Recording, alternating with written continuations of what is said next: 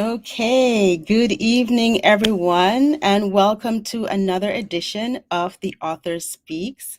My name is Renee Smith, and I'm the CEO and founder of IABX, Independent Authors Book Experience. I know we've been away for a little bit, we've been on hiatus, and we are back for the month of November featuring fiction authors. And we just want to say thank you to our loyal viewers for tuning in and connecting with us. We want to say, for the author speaks, a lot of you know about the. Let me just back up because I'm rambling right now. So, for those of you who have never tuned in, the Independent Authors Book Experience, we're a nonprofit organization and we promote and empower independent authors through various events and workshops such as this, The Author Speaks, and with the mission to promote literacy for all ages. So, The Author Speaks is our monthly event where we feature authors from different genres. And this month, we're featuring fiction. And for those who authors who are tuning in or listening, next month, December 15th, we'll be featuring fables, myths, and legends. We still have a few spots that you can fill in if you're an author. On January 19th, the month of January, we're featuring self-help authors. So if you've written a book about self-help, definitely sign up to be on the Author Speaks. And January is a great time for that because, it's the beginning of the year and everyone has, I don't want to say New Year's resolutions, but that's exactly what it is. So a self-help book will be a good way to start off the year. And then for February, we'll have biographies and memoirs.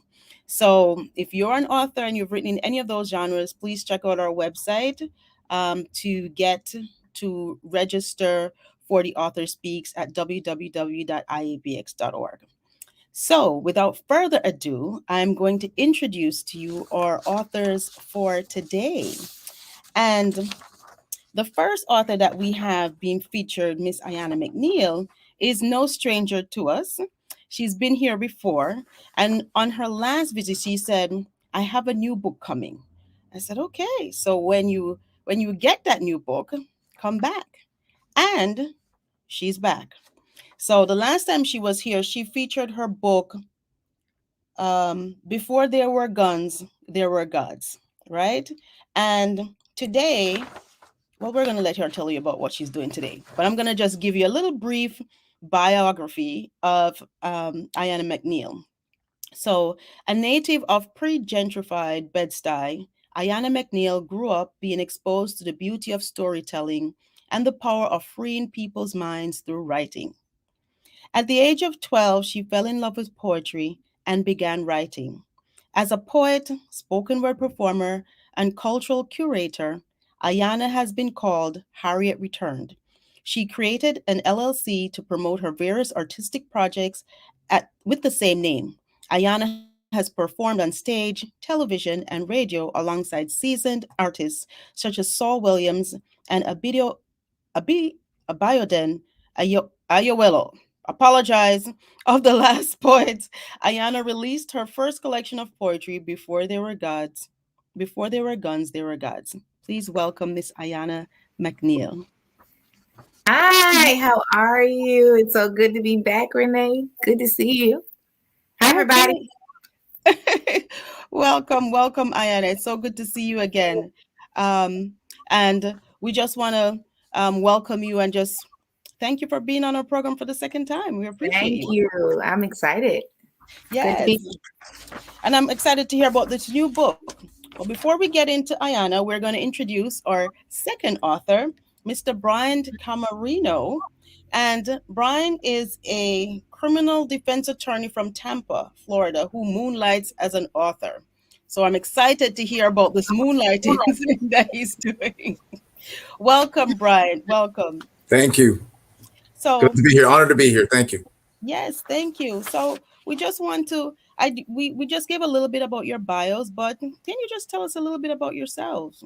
Where you're from? I kind of moonlighting over there in Florida, but give us a little bit of your background and where you're from. Okay, me or Go ahead. okay. I'm sorry. I didn't know if you were talking to both of us. I'll be quick. I was talking off the record, so to speak, or backstage, that my parents immigrated from Costa Rica to New York. They lived in the Bronx. I was there till I was 4. And I loved the culture. Even though I left at 4, we'd still go back to visit. And I loved the culture. I loved how closely knit the community, the people. Even though my parents were from Central America, there was the Puerto Ricans, the Dominicans, and it was the family life. My mother loved it so much that she loved it more than she loved Costa Rica, and it reminded her of Costa Rica. Again, the tightly knit community. My father, on the other hand, because he was from the Pacific side, he did not like the cold, and so he decided to move to Tampa, Florida, which we did. Eventually, we'd go back and visit, but I grew up with that love of the culture, and in my opinion, even though I lived in Tampa pretty much all my life, in New York, for me, the culture, the museums, the musicians, the artists, the street musicians, you name it, I don't think you see that anywhere else but there.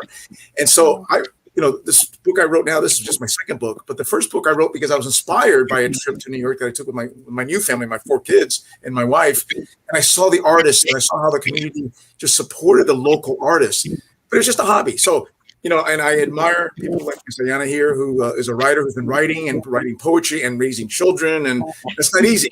I had my wife to help me, but I started her book, and I'm enjoying it. And I got a free sample, so that's why I can only get like the first chapter, and I have to wait for it to be downloaded. But I am enjoying it. I love the opening chapter, the party and the theme and all that. So, but I love to see that passion in other people, because it reminds me of what I have, the passion for writing. So, and it's, if you're a writer, I don't think I have the pleasure of reading yours, but I will at some point. But yeah, so I want to thank you for being here. I'm a lawyer. And I write as a hobby. I don't think I'll ever become famous, but it's a legacy that I'll leave behind for my children. And maybe one day somebody will pull my book and say, what's this? And read it, and who knows? So That's it. That's me. And I'm glad to be here. Thank you. Excellent. And Ayanna, just tell us a little bit about yourself. Sure. Thank you. Thank you, Brian, for picking up the book. And I will do the same and grab a copy of yours. I would love to read yours. My name is Ayanna Mcneil. I am born and raised in Brooklyn, New York. I spent a couple of years down in Savannah, Georgia. My family relocated when I was 3 to Savannah, and we came back after a couple of years. But I'm from Brooklyn, live in Brooklyn currently. My family is from the Caribbean as well. My mother's side is from Barbados, and my father's side is from North Carolina. So I got a good mix of things in there, but I'm a Brooklyn girl through and through. I have been writing professionally, I will say, for the past 12 years, but I've been writing, I think, all of my life. I've been inspired to write by my older brother, who is an incredible poet in his own right.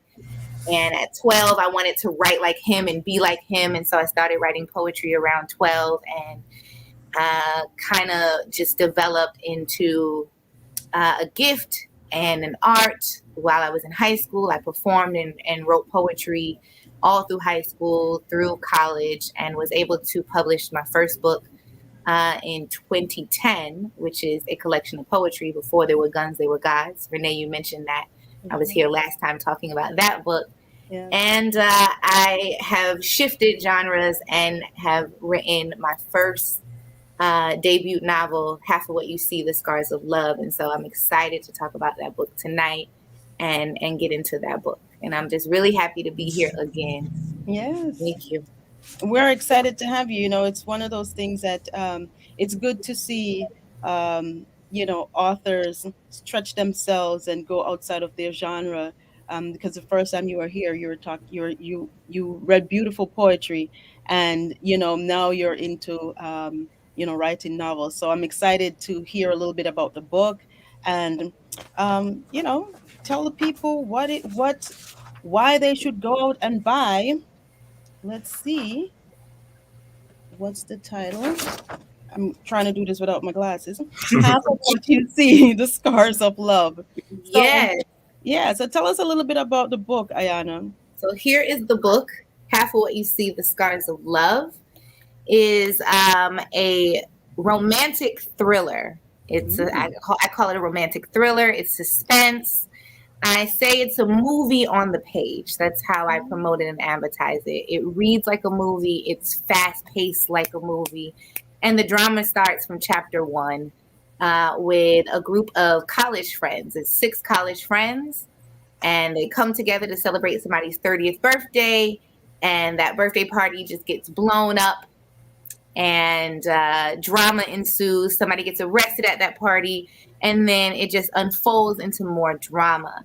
And the mystery is that our main character Kira falls in love with this wonderful mystery man, but she's not really trusting her gut, and then things just unfold from there. And so it's a story about trusting your gut, maybe falling in love with the wrong person, how things can just turn so quickly by ignoring your instincts. It's that age old tale, excuse me. If you don't know what you don't know how it can hurt you. Yeah. So half of what you see, The Scars of Love, is actually the first book in a trilogy series. So there are 2 more books to follow. Okay. And it's going to it's going to keep going. The drama's going to keep going. It's going to keep getting hotter. I'm fanning the flame. I'm really excited about this story. I have to say, I didn't think that it would be what it has become. I actually wrote this book in college for fun. I didn't write this with professional pursuits in mind. In college, I was a little bored, and I was like, okay, I write poetry all the time. Can I write something different? Long time ago. And I did. I sat down and wrote this story one summer on college break, and then it just sat there. I may have shared it with family and friends, but I didn't consider pursuing it and publishing it. And then I joined a writing workshop here in Brooklyn, Power in the Pen Writers Workshop. And I would come each week, and I needed something to share each week. And I didn't have enough poems in my arsenal to keep throwing it out each week, a poem here, a poem there. And so I started to share this book. And they were just so enthralled with it and so engaged with the story. And they were like, okay, you're going to publish this, right? This is amazing. And you can't end there. So the book ends, but there's more. And so they inspired me to write book 2. And then when I wrote book 2, they were like, okay, but there's more. We got more questions. And so I promised the writing group 3 books. I am book 2 will be out next month, actually coming out soon. Excellent. But book 3 is going to take a while because I'm still writing book 3. I'm finishing up book 3. But I'm really excited that I decided to pursue and publish this, self-publish it. And I'm excited that it's out because the reactions I'm hearing, I'm thrilled that people are enjoying the story because I wrote the story for fun. And so I'm glad that people are having fun with the story. I'm excited about that. And I think that is such a key point, writing from a place, a good place, not as Brian said, he's moonlighting, but you're just writing and you're just throwing it from the heart. So it's it just has a different feel. And I think people connect, sometimes when you feel like you're forcing something, like I have to write something, and then you have that block. And then there's this time where things are just flowing and you're like, oh my gosh, I just wrote like 10 books a while ago, so that's good. We have Erica said so good. Thank you. Hi, y'all. Hi, thank you, Erica, for tuning in. And we have Jessica said, go Ayanna. Hi, Jess. Hi, E. I love y'all. So we just want to, it's just really good. So we want to ask Brian tell us a little bit about your book, Brian. Sure. Hey, by the way, Ayanna, again, not just to talk about your book, but, I wondered in the dedication when you said the power or the Penn family, I was like, I wonder who that is. And now I know, and that's awesome. There you go. Shout out to my power in the Penn family. And again, I wish we had that here. I know I have close friends that support my writing. I'm just so busy being a lawyer, a father that, the very few friends have actually, and I'm not minimizing, a lot of people supported me, but only a few have really pushed me to do that. So that's great that you have that. So just to give you an idea, as a kid, I always wanted to be a writer. Before I became a lawyer, my idea was living in Florida. What can you do? You can't be a Hollywood producer, writer, director. But at that time that I was in college, this was many years ago, but there was a UCF, University of Central Florida, opened up a film school. So I was going to go there, and I married my high school sweetheart, and we're still together. And she looked at me. She's very practical. She's from the island. She's Puerto Rican. She's from the island, but very practical. She's like, listen, if you want to get married and have kids, do something a little bit more, realistic. Be a doctor, be a lawyer, then be a writer. So that's how that happened. So I said, okay. So I set the writing aside. I went to law school, and then I just started writing as a hobby on the side, and that was my relief. While other people played tennis or worked out or golf, I was at my computer. And so the first book I wrote, it's funny, it was The Verdict. Okay, so they say writers write what you know. So this is my first book. I self-published it, and it's a legal thriller, not many pages long, and I actually started picking up traction where I was getting some people in Europe ordering my book, asking me to go out there. I was doing book tours, small little book clubs, but it was taking so much time away from my family and from my job that I had to set it aside. And so because business was starting to suffer. And so I sold enough books just to say, you know what, I'm done. I don't want that kind of life for me. But the bug kept on, So then during the pandemic, I said, well, what am I going to do with all this free time? So then I wrote my second book. Now, as an independent author, I don't have an extra copies, so I have a flyer of my book. I totally understand. It's okay. As you know, as an independent author, you have to pay for your own books, and that's fine. So as a second boom. And so the first book is a legal thriller. The second one's more of an international thriller. I don't want to give anything away, but it's just an international thriller that takes a couple of characters throughout Europe, and there's a lot of religion, a lot of politics, but it's not, it's not meant to offend anything. It's just an adventure, and I just did it for fun. And it's funny because I finished writing it. I published it, and I'm already working on the third one, but I haven't really promoted this one yet. I'm still working on my third book. I haven't promoted that one, and people are like, well, when are you going to do book signing things? We'll see. So, but that's my story. And but the second one's just more of an international thriller. I think along the vein of like Da Vinci Code and those type of books. I was going to say, it sounds like Dan Brown to me. I was thinking about that. I can't wait to pick it up. Well, thank you. And again, what I love about your book is, though, in the first chapter, The Party, you introduce each character, and you know so much about these people. So I can only guess that these are real people, right? That you are writing about, but you just changed the names. No, it's completely fictional. Okay. No, as a lawyer, I advise you to maintain that. Wink, wink. No, but it's very real, and I tell you, I love that. So, thank you. All right, that's it. That's my story. Well, you know what, Brian? I want to say thank you for using the Author Speaks as your first platform to promote your book. We're happy that we're able to help you with that process and to get you the word out there about your book. And your book sounds interesting and very exciting. I like a nice, fast-paced book. And now I have like a list. Well, I have a growing list all the time of books that I must get and I have to get. I think I have more bookshelves than I don't know, a library, but it's okay. It's fine. Well, I can't wait to read yours, Miss Smith. You have books, I take it, right? Or I have books. I write in the children's book genre.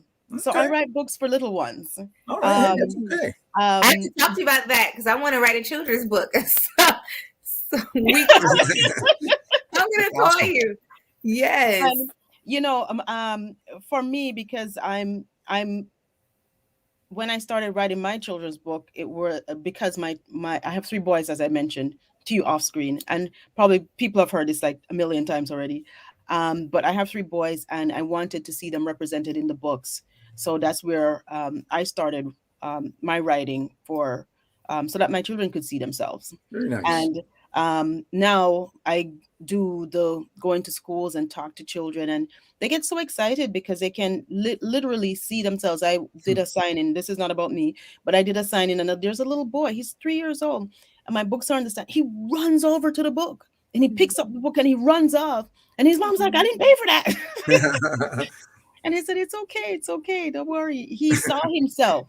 It's almost like he saw a reflection of himself, and he grabbed the book. So that's, for me, that was beautiful. I really enjoyed it. So representation matters so much. That's beautiful. Yes. As Erica said, representation is so important. Absolutely, Erica. Yes. So, so just we know that you guys have been in different genres, but why did you choose to write in this genre at this point in your life? Because we know you've done a few others, but why, fiction? Why not something else? That's a good question. I think the parallel with Brian and myself is that we just enjoy telling a story. From what I hear, that he spent his pastime and extra time outside of being a father and a lawyer, enjoying the writing process, and kind of it's fun to create. It is fun to create a story, and I think if you write, you can write anything if you put your mind to it. I really do believe that, because I'm working on different other genres that I want to write and other things that I want to come out with. But I was having fun with a story. I wrote this a while ago, and I was like, how can I make this a page turner? I wanted the book to be a page turner. And so what can I put in there that will draw somebody's attention? And what can I keep people coming back and wanting to read the next page and the next chapter? And so it was just fun for me to stretch out of what I was comfortable with. Poetry I'm comfortable with, but poetry isn't, a crutch, and it isn't the only thing that I can write. I mean, when you're in school, you got to write essays, you have to write papers. As a lawyer, I'm sure you have to write your dissertations or your opening statements. So if you can write, you can write. It's just what you decide to write. And so I just wanted to try something different, and I really enjoyed it. I had a great time. Character development, plot development, the cliffhangers, the page turners, the gasp moments of it. I had a fun putting all of that on the page. So it was fun. I enjoyed it. Excellent. What about you, Brian? It's what brought you to this genre as opposed to another? Sure. So it's funny because the third book I go back to the original genre of litigation, legal work. The second one was just something that, again, I don't know about you folks, but when I have an idea, sometimes I can't sleep at night. My wife can tell you, because we've been together since 1984. Okay, she's like, you've been up all night, haven't you? I can tell. How can you tell? Because I saw you writing, or I saw you. So this genre, I don't know. I don't know who planted the seed. I don't know if it was reading Dan Brown's book, The Da Vinci Code. But I ran it by one of my kids. They said, Dad, just write that. So, it just, again, I don't know how it happened, but I did. And it's funny because my wife will, when Ayanna just said, when I'm writing a brief, she can tell I'm typing like this slowly. And then she'll see me click open another window, and then I'm typing like, you're working on your brief. You're working on your book. She can just tell. So, I don't know how the idea came out. And it's funny how when Ayanna talks about character development and all that, it's funny how sometimes you're like, I'm stuck. Let me sleep on it. And then you sleep on it. And the next day it's like, wait a minute, I can connect these two plots. And that to me is the passion. So when I see you folks talk about your passion, that's what I love. And I'm sure some of that exists here, but not as much as I'd love to see it, but that, so I don't know how when you read it, I think you'll find it's political to the extent that it talks about war. I grew up, my parents are Costa Rican, and so we grew up in a country, like my parents did, where we have no army in Costa Rica.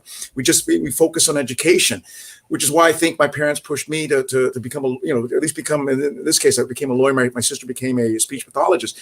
And so it's a very anti-war book, but when you read it, you don't realize it, but it's almost a subtext. At the end, you're like, wow, it is about anti-war. And I don't want to give away too much about it, but again, so I think that's what motivated me. It was just with the pandemic and all the ugliness that was going on in the world, the violence and the hatred and, and the wars and the bombings and all that. I was like, you know what? I need to speak out against it. So it started as an adventure, an international thriller, but then I converted it into a political little subtext about being anti-war. And you'll see for yourself if you guys enjoy it. It's a long book, but I think it'll be worth it. Nice. Yeah. It sounds worth it. I can't wait to check it out. Both of your books, both. Actually, that's and what's important, because we talk about so many things were birthed through the pandemic. The inspiration for a lot of books. And again, with Brian, you came out of your comfort zone, because as a lawyer you were comfortable in litigation and the verdict, and I don't know what the new book is, but you said it's going back to your roots, if you will. Right, so right. Sometimes when you step out of your comfort zone, it just flows, because there's a difference there, or there's a feeling of a newness, and it's you just want to tap away. I can definitely agree with you on the writing piece. Like, oh my gosh, I just really have to get this out. You almost can't wait to wake up the next morning, or you don't want to go to sleep because You you don't want want to get to go to that. sleep. Forget waking up. You're not sleeping. My wife would say I don't sleep, but I've been doing this. I'm 54, believe it or not, and I'm used to it. My wife's like, you need to slow down, but I don't think I can slow down. So Yeah, when you're working, I know when I'm working on a project, it's almost I call myself maniacally working on my yeah. project because I don't stop until it's done. Mm-hmm. So some, you can know when some projects are kind of hanging because it takes me a while and I'm just Mm-hmm. la la la la la. But Mm-hmm. when I have something that I'm working on, literally overnight, it just pops in. Mm-hmm. So I can definitely um But connect with that. let me ask you, do you ladies find it to be therapeutic? Because for me, listen, I'm not trying to get too personal, but I had a rough childhood. My dad, God bless him, was an alcoholic. My mother was a depressant. For me, I saw myself as I was getting older, either becoming like my dad as an alcoholic or becoming like mom, very depressed, and I was crying all the time. For me, this is what saved me. Now, this is just two that I published. I have countless other stories that are sitting in my hard drive in the memory. But for me, that was my therapy. So I don't know about you, ladies. Did you find it for you, without getting too personal, that it was your way of either venting or getting again some relief from the stress of life? Because that's what saved my life. Not that I was suicidal or anything like that, but I'll tell you, if it wasn't for that, I don't know. I would be depressed. I would maybe be an Hmm. alcoholic. I don't know what I would do. So I don't know if that had the same effect for you folks. I think that's a great question, and I would agree. It's actually a cornerstone to my company because Harriet Return is both my artistry as a writer, but then I do motivational life coaching, and it's a cornerstone that I speak on, is that writing saved me because I was, a little Black girl who was often silenced in the spaces that I was a part of. Mm-hmm. And I found power in writing and power in being able to, what I couldn't say outside of my mouth, I could put on the page, Mm-hmm. and somebody would respect it and somebody would listen to it. And it definitely kicked open doors. It definitely had people hear me in ways that I don't think I would have been heard if I didn't have the gift to write the way that I write. And I will say it saved my life as well. So absolutely, writing is therapeutic. Writing is something that saved me and continues to save me. And it's something that I think I'll do, for the rest of my life. Absolutely. Yeah, and I can agree. I think it's an opportunity to share. You know, I definitely agree with you. Not be when you can't find the words to say verbally, you can put it on paper, and actually, um, people can without you saying anything and them not looking at you in a a way like, Mhm. what was that about? They can just read it and come to their own conclusion. And I think, Right. you know before I started writing my children's story, I write poetry. And because for that same reason, because you can put your thoughts on paper without judgment. It's like a judgment free zone on paper.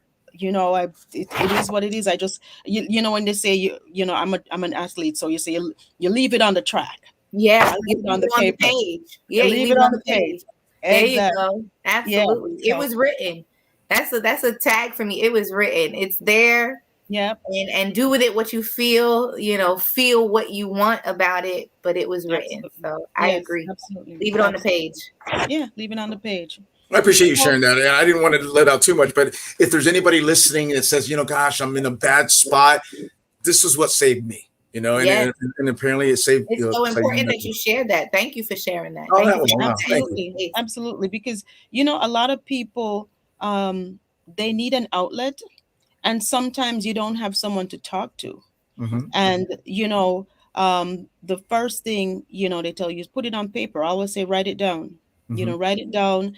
And a lot of the times I remember, I don't know if it's a movie or it was someone I heard it from, but you say, if you have something that's bothering you, you write it on the paper and you read it, and then you crush it up or you burn it and you throw it out, and you take away its power Mm-hmm. because I just Mhm. left it there. So when I write it down, you just lost your power because you're no longer a part of me. I just released you or released whatever it was. So definitely, Oh yeah, that's an energetic ritual to release it and to burn it and to send it into the universe. And Yeah. honestly, you know, I didn't mention my day job, but I'm a mental health professional by day, and Wow. I work with students and I work in schools. And I think what saved me in my education and in my life as a young person was the art that I was a part of. I had a writing mentor in school that told me what I had to say was important, and I'm gonna put you on stage, and I'm gonna give you access and opportunity to perform, and really cultivated me and my voice as a young author and a young artist back in the early 2000s, and told us that we were important enough to be on stage and to write and to publish one day.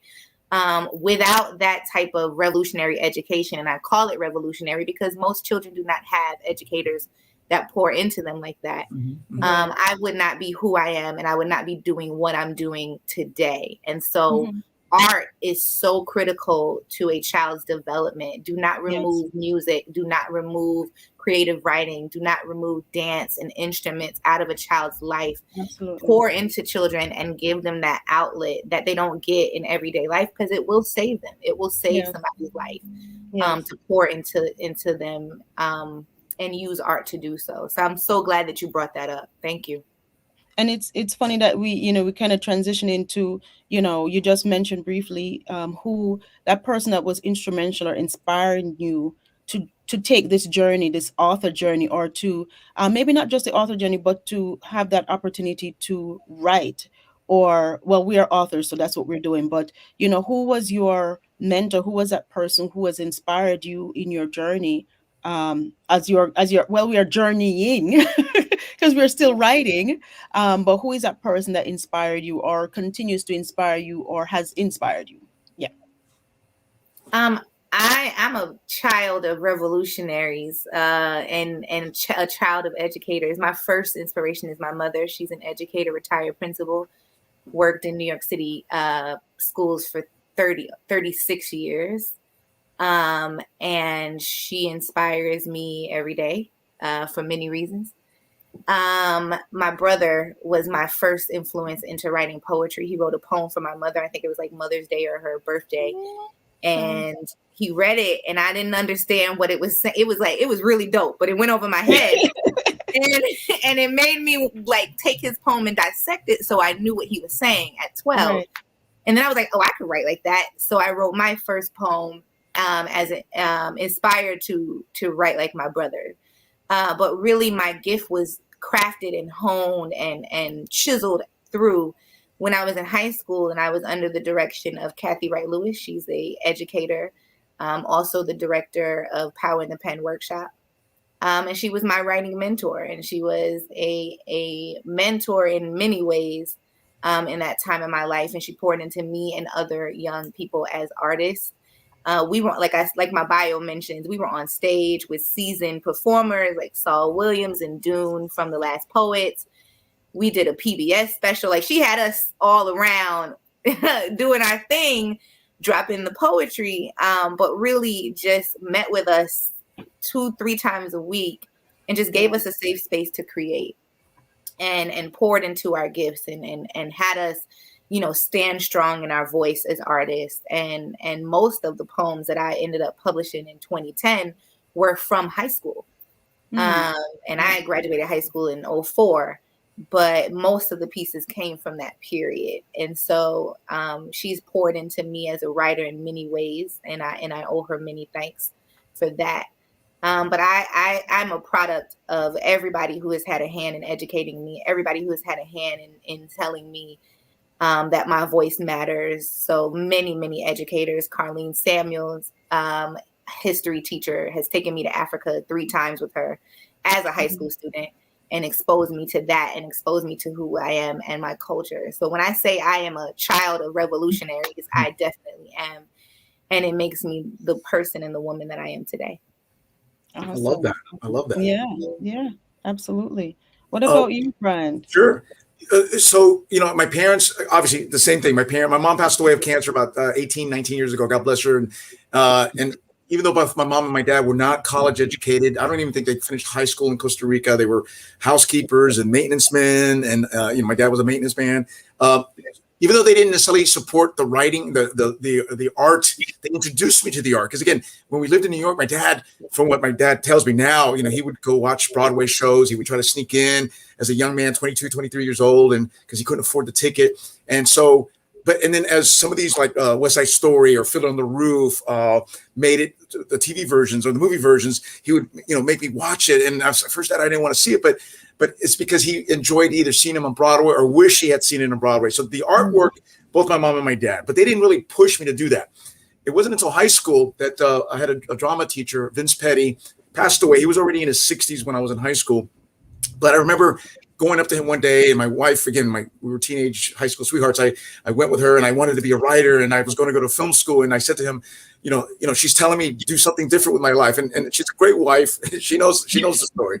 And so he said to me, Bryant, she's right.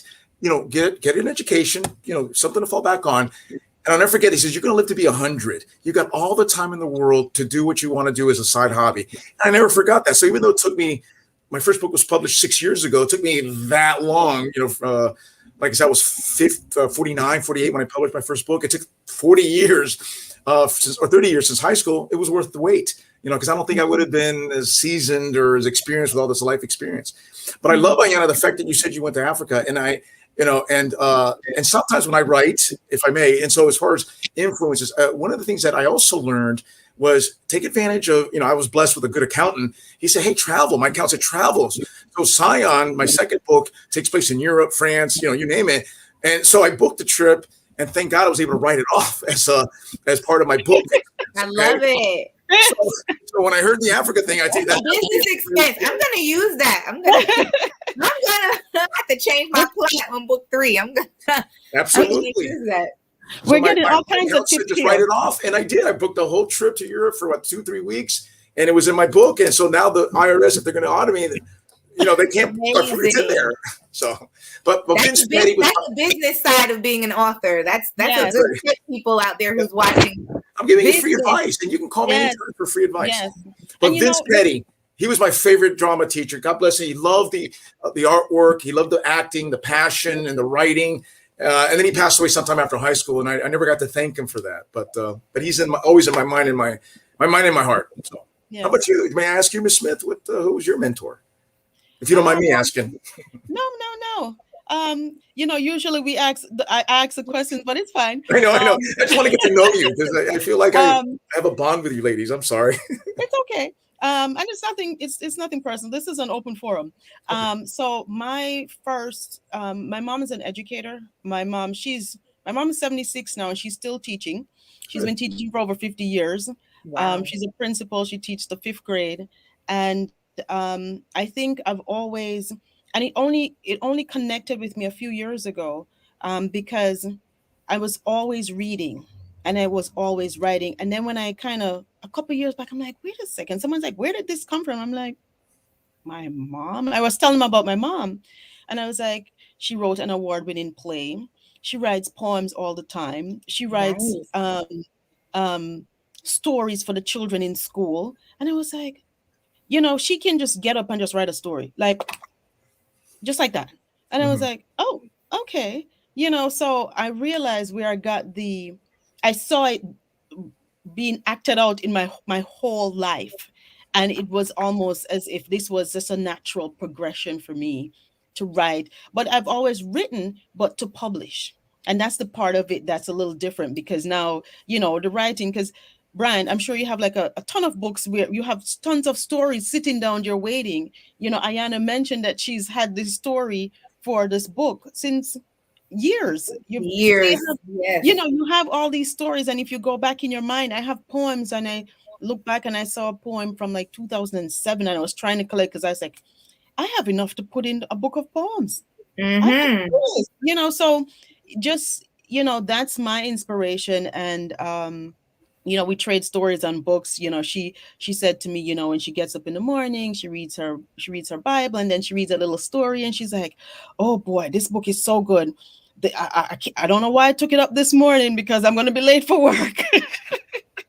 That's the kind of That's the kind of thing. So I love nice I to- love the interconnectedness. I don't know if y'all see there. I don't believe in coincidences, so there is no coincidence that yeah, the three of us have answered this question. But the importance of educators in each yes, of our lives, yes, and I'd be remiss not to magnify that, how important brilliant educators are, gifted educators, educators that go above and beyond to reach their student and to teach their student yes, outside of just typical classroom, and show that you care about that student. We yes, each have our own individual example of an educator that has impacted our life. So kudos and hats off to educators, because y'all don't get enough kudos and hats yes. off.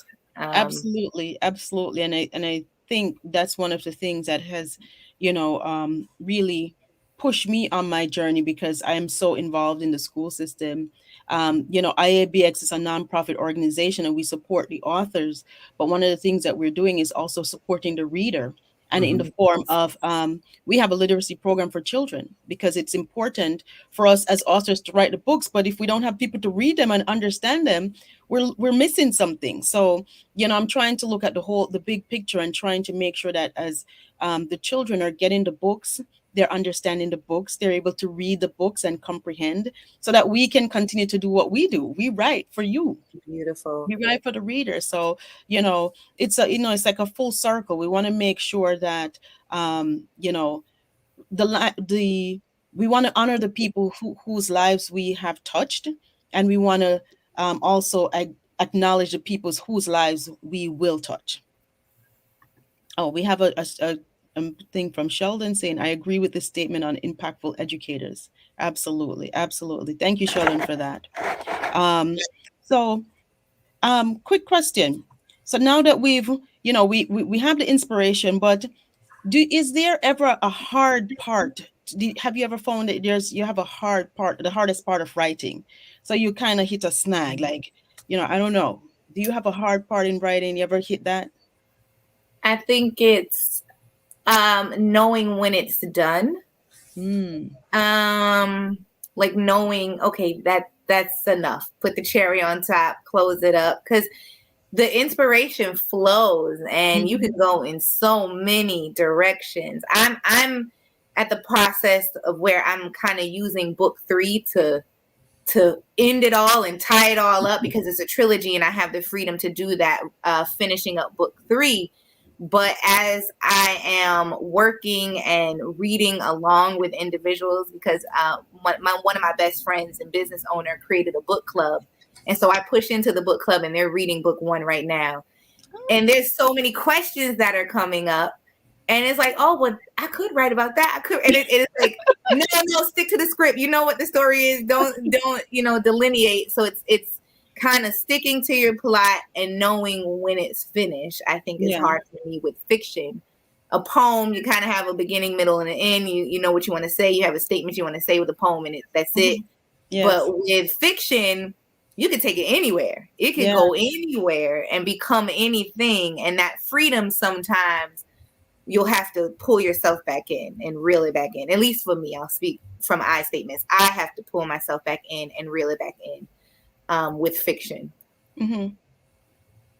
Brian, have you have a The hardest part of my wife will tell you is that I rush things. I finish a book and I'll have a couple of friends edit it. They'll edit it, but I just can't. I just want to publish. I just want to get it published. I want to get published. And she's like, Brian, slow it down. Read it 5 more times, 10 more times.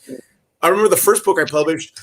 When it came out, I was all happy, hardback, paperback, and I read it like, oh my god, it had so many mistakes. I'm like, why didn't I listen to my wife? So I can relate. Are you a Gemini, Brian? What's your no, birthday? I'm a Cancer, so I don't know. I used to know all that stuff. I'm a Cancer. Okay. No, when's your birthday, July Ayanna? 10th. You're July 10th. You're a Cancer. I'm a Gemini. I'm a May Gemini, though. I know you're in June. I'm I'm a May June. 22nd. But I'm on the cusp. So Okay.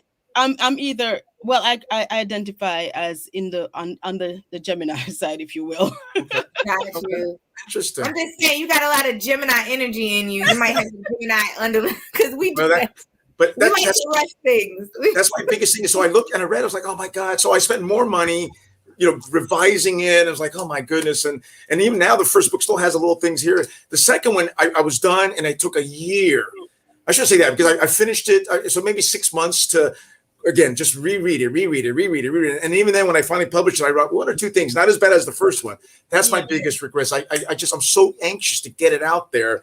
And the other thing I will say is sometimes I'm with my wife or my family, and I just can't wait to get home. I'm listening to what they're saying, but of course, oh my God, I got a great idea that I can't wait to go home and to write it down. And I feel bad for them. I feel like I'm not in the moment. And that's what hurts me.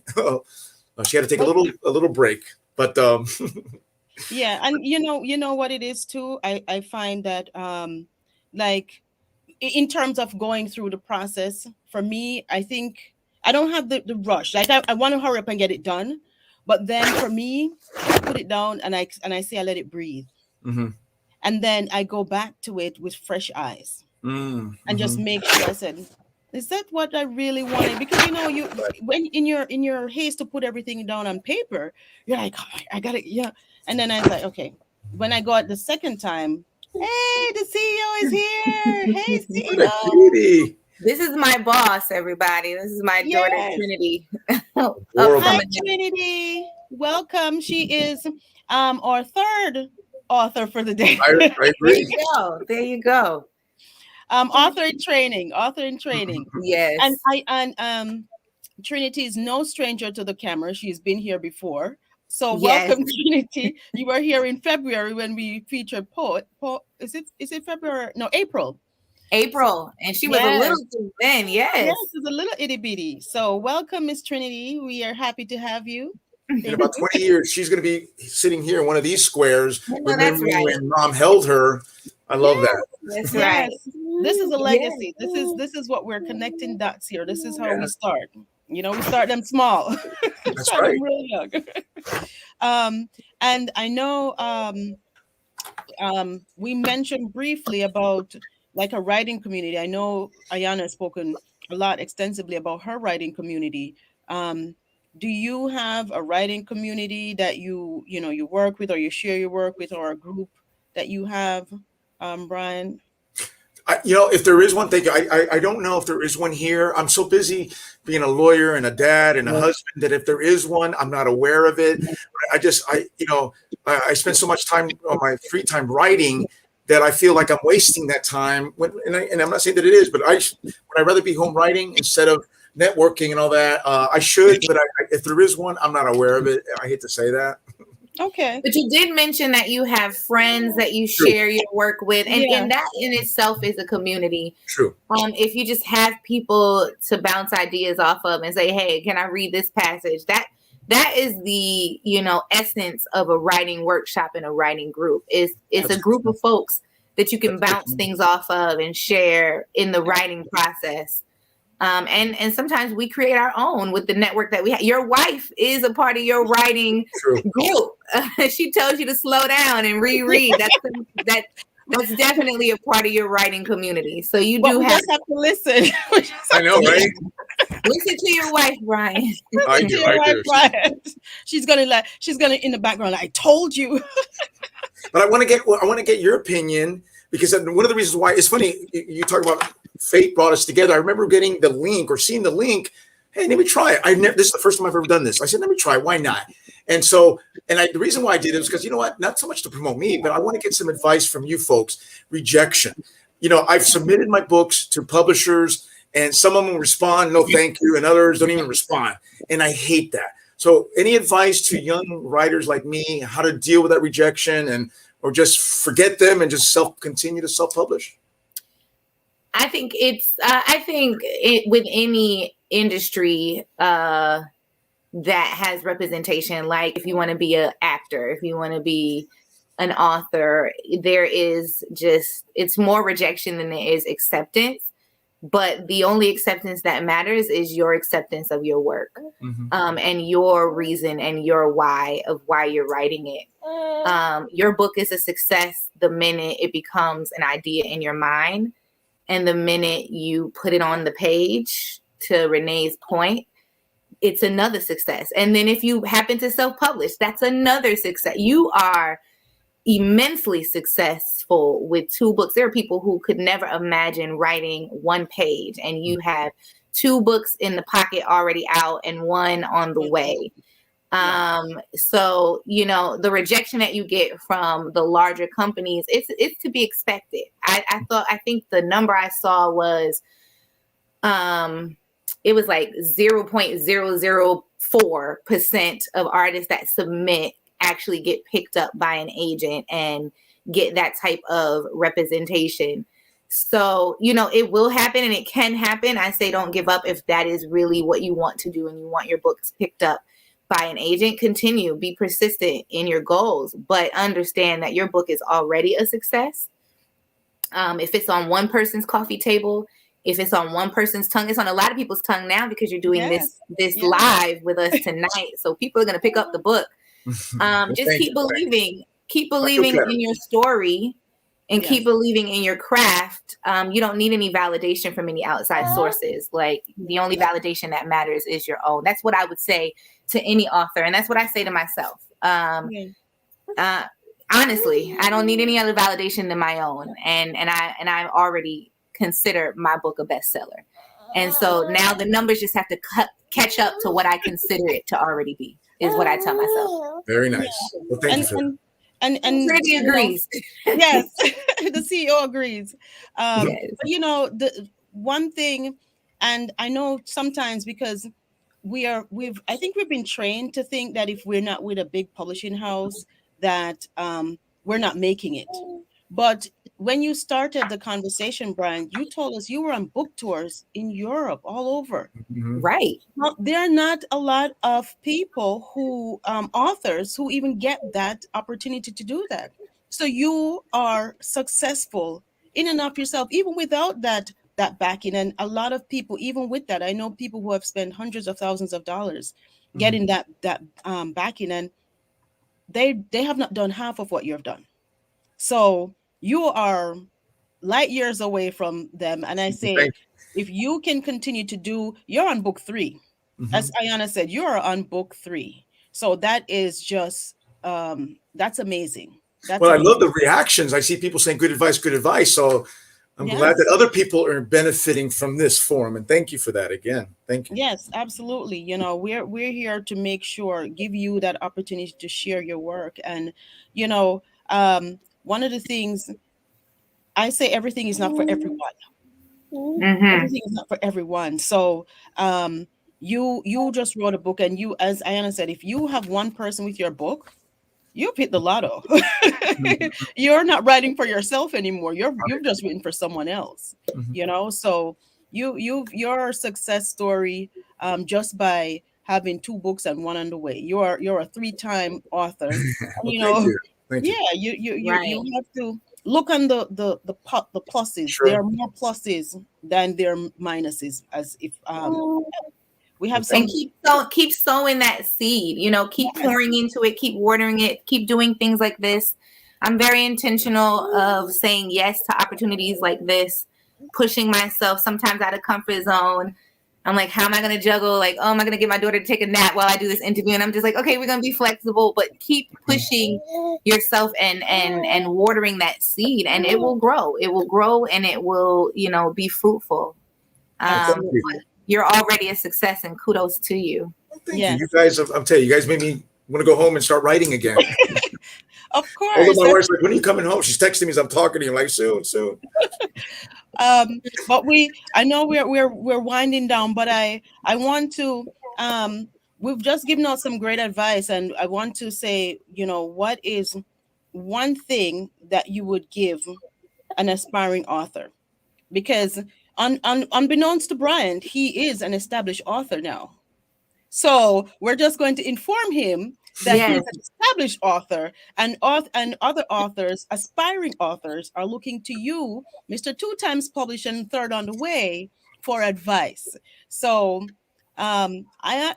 give us some advice, Brian. Brian, you go ahead. You lead that. I'll be quick because I know I want to hear from Ayanna too. But it's funny you talk about representation.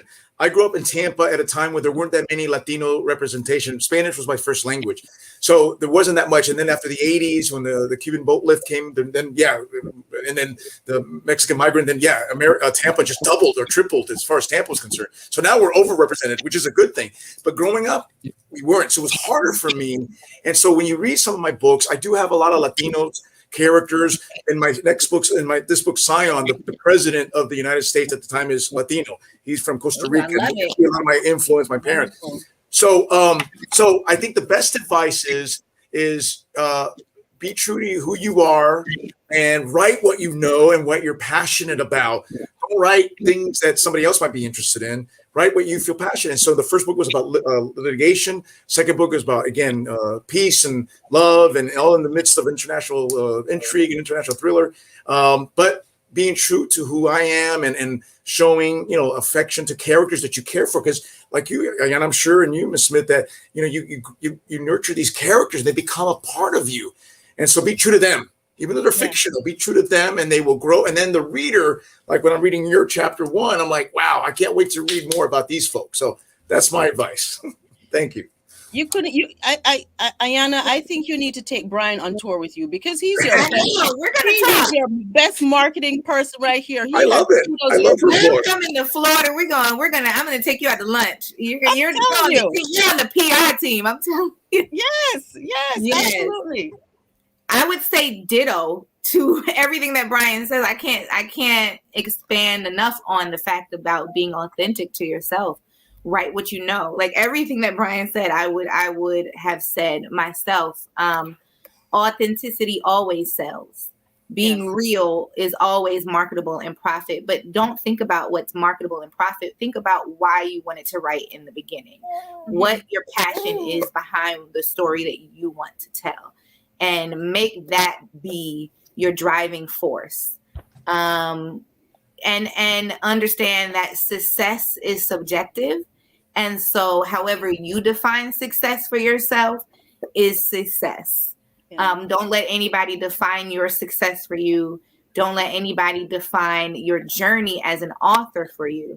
If you have a story within you, if you have something that you want to leave in the world, there's a quote from Abiodun, of the Last Poets, and he says, if you want to live forever, do work, because your work will live forever. That's your legacy. Yes. And so I agree with that. If you want to leave something behind and you want to live forever, write something. One day a baby's gonna chew on your book and then crack it when they're able to read and read your words. So the world needs the story that you have living inside of you. Just get it on the page is what I would tell aspiring authors. Get it on the page. You have to start writing. And, I host a writers group every Monday, and I say to them, they're like, oh, I have the story. I said, the only way you're going to get it from here is to put it on the page. And you have a great story, and I'm sure you do, but you have to put it on the page. And that's like the first thing. That's the first thing I would say. Write it down. And, when you join the group, the first thing I give you is a notebook, and so you can write it. I have millions of books. I literally have every bag I have has a notebook. Because, Brian, just for the same reason that you mentioned, as soon as an idea comes in my head, I'm ferociously writing. I'm not as fast on the technology with the phone to do the voice thing, but I have a little note and I'll write it down because, I don't know about you guys, but I forget stuff. I'm starting to forget stuff. So all the time. I have like a million things flying in my head, so I forget stuff. So I'm like, what was I? Right. That was a great idea. Write it down. So we're almost to the end, but I want to, we've been talking a lot and giving a lot of advice. So I want to ask you something really, I always ask this question. So do you use pen and paper when you're writing, or you use a computer? Or someone said to me the last time they use your phone. So quick, I use my phone, I dictate it, and then I email it to myself, and I just cut and paste it onto my WordPerfect. That's what I do. Oh, you're more tech savvy than I am. Okay. Yes, it's so much easier. I dictate it, email it, and I cut and paste, and there it's done. Okay, I'm gonna have to try that. I use my computer or I use my phone, and I work exclusively in Google Suite, so Google Docs. I write everything in Google Docs because it saves it automatically. I don't have to remember to save it. Wow. I'm working up to that. I think I tried that. I'm working on a new children's book, and I said someone told me about the voicing. I'm like, okay, let me try this. So I said, okay, let me try it. So that's where I am. And then last but not least, thank you, Jessica. She wants to wish you all a Thank you, prosperous Jessica. journey. And Marita. Marita says, Thank thank you you. for a wonderful presentation. Continued success to both. So, and Ashley said, congratulations to you both. And just before we go, so that people can know where you are. So we're going to start with Ayanna. So if you can just tell the people where they can get your book. Yes, you can get your copy of Half of What You See, The Scars of Love, directly from my website, which is www.harrietreturn.com. And you can also find it on Amazon, but if you want an autographed copy, get it from my website. And I'm available on all social media under harrietreturn.com or Harriet Return. So Instagram, Facebook, YouTube. I drop motivational messages on YouTube, so go follow me on YouTube. And I'd love to connect with you. So please connect with me on social media and on my website. Excellent. Thank you so much, Ayanna. And then Bryant, can you tell us where we can find you? Sure. You can email me or just Google, and I tell you, you'll have a good time Googling me. Just Google my name, Bryant Camarino, as you see there. And because I'm a lawyer here in Tampa, you'll see my books, but you see all these different cases, these criminal cases I represent. So unfortunately, I have a lot of criminal cases, but I love what I do. So just Google my name, and you'll see books and stuff like that. Or email me. Excellent. So, let's just give the email. It's bryant@camarenolaw.com. That's right. Right. And I am on, my books are on Amazon as well. Kindle too. So nice. Okay, excellent. All the books are also available on Kindle because I know people like to e-read. Thank you for mentioning that. No, thank you guys. I'm going to listen to Ayanna's book as soon as I'm done here. The books again is Scion by Bryant Camarino, and that's on Amazon as well as Kindle. So make sure you get your copies. I want him to see an uptick tonight and tomorrow for the rest of the week. His books, he should see a little spike when he goes and say, oh, wait a second, I got some book sales. So let us do that for Brian. And then for Miss Ayanna, she has her book, Half of What You See, The Scars of Love. So we want to see an uptick for Ayanna. Definitely go to Amazon or Kindle and get your copies. We want to tell them thank you so much for being here. We really appreciated the conversation. You guys were awesome. Is my CEO still here? Hi, Tiffany. Yes, thank you all. And please say hi, Trinity. Hi, Trinity. I said Tiffany. Trinity. Hey, hi. Trinity. Say hi. When you write your second and third books, well, the third books for both of you actually, please come back and share with us because we're excited. Ayanna was here before. Brian, please don't be a stranger. There's a lot going on. Just so you know, we have our annual book expo that comes up. It'll be next year. It's either in the spring or in the fall, towards the fall months. So if you want to pop in, come to Jersey. I used to come before the pandemic. It's a wonderful event. I hope to see you there. It's a wonderful event. Yes. Send me the information and I'll just work up the courage and go. No, I'm going to be looking for you, Brian. There's no courage. You're a courageous person. You already wrote 2 books. Do you know how much courage that took? Believe me. You. You're I feel better. I feel great already. I'm going to go home and finish her book and write my 3rd one. Yes. Please keep in touch with me. I'm gonna connect with you. Keep in touch. I'm gonna shoot you. I will. Yes. And I'll share you guys information. You guys are great.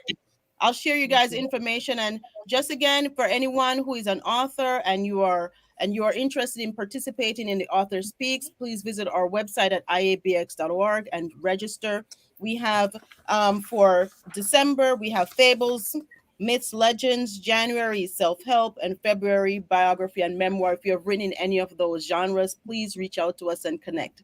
Again, thank you, Ayanna Mcneil, and Trinity and Bryant Camarino, all the way from Florida, Tampa, Florida, and Miss Ayanna from Brooklyn, New York. Brooklyn. I love y'all. Thank you so much. Thank you. We'll talk to you soon. Bye, guys. See you later. See you soon. Thank you. Okay. All right. Bye-bye.